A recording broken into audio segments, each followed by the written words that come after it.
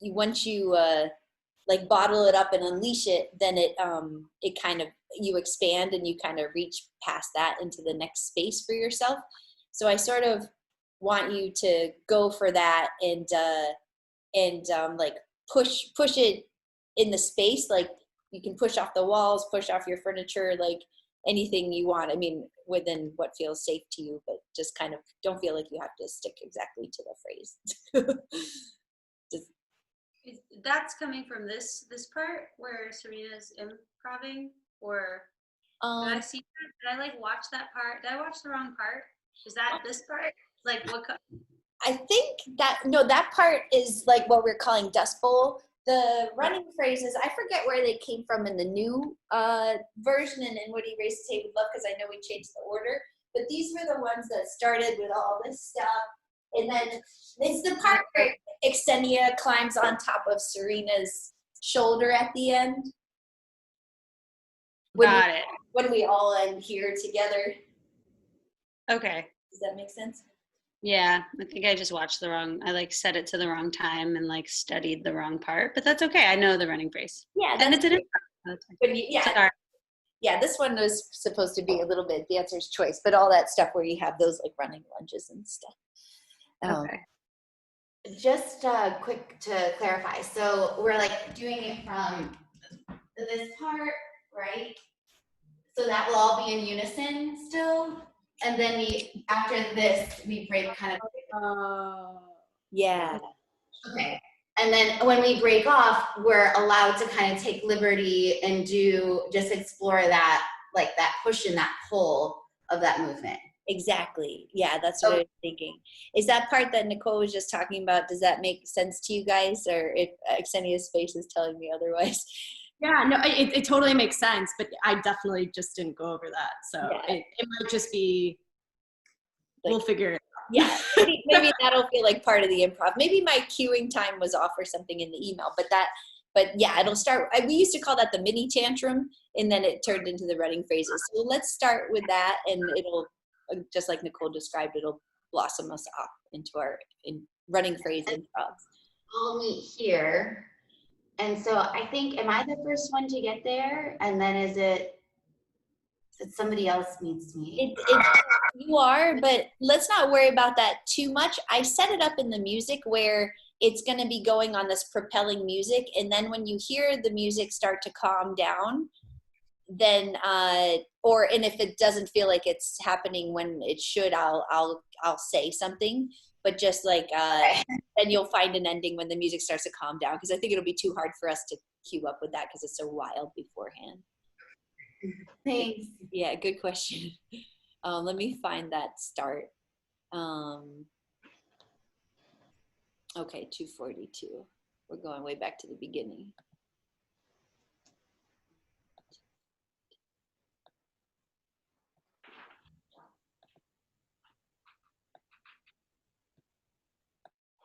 Okay, so we're starting at the mini tantrum, but don't worry if it's not a perfect tantrum for today. 242. All right, ready? And it's okay. Just enjoy this improv. This is like our closing improv. Okay.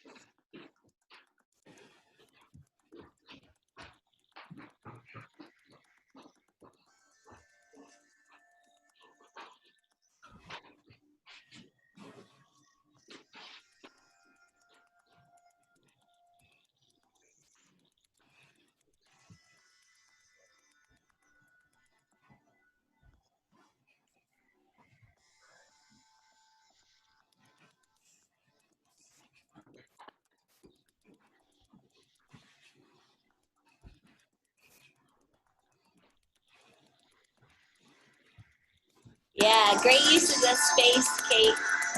Find your walls, find your anything you can push off of.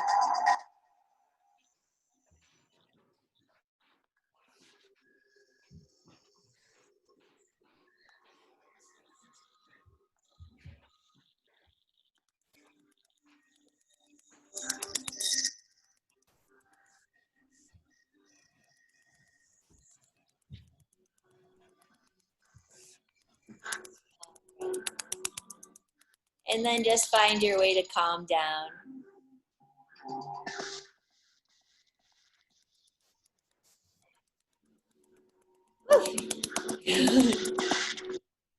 Nice. Okay.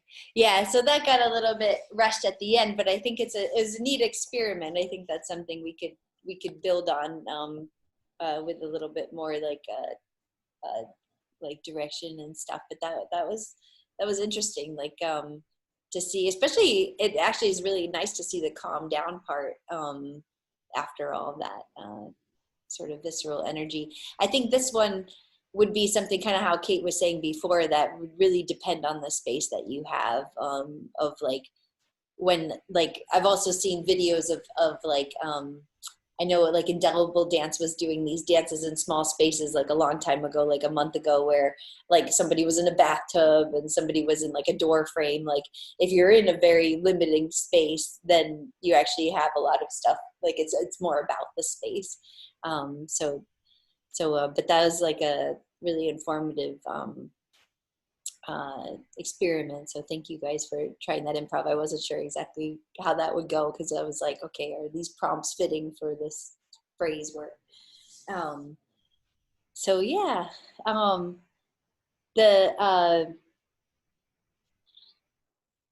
kind of bummed at myself because I didn't record the ballistic phrases, and those look so great, because when we came back in, I forgot to start recording, but that's okay. We'll remember them in our mind. So yeah, I think that was actually a lot of material for today. I wasn't sure, like thinking of like our hour format, I was like, is this not enough? Is this too much material? It's hard to tell how quickly it's going to go. But I like, because they were all separate chunks today, it made more sense to sort of discuss in between than kind of have a discussion at the end. So it seemed like maybe it was one too many things, but pretty good. Depends how much we want to workshop them and stuff. I wonder, Kevin had two really great questions about the relationship between the music and the dance. I know we don't have too much time, but I wondered if maybe we wanted to kind of close talking about that. I sort of wanted to know the answer to that first question you were talking about, Kevin, about the voice and stuff.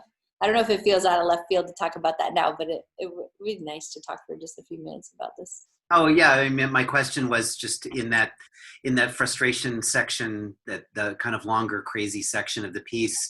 I was curious if the dancers, like if knowing that the sound, that sort of vocal sound in the track was actually a recording of Donald Trump talking. I was wondering if knowing that had any effect on you guys as you were interpreting it and doing the movement.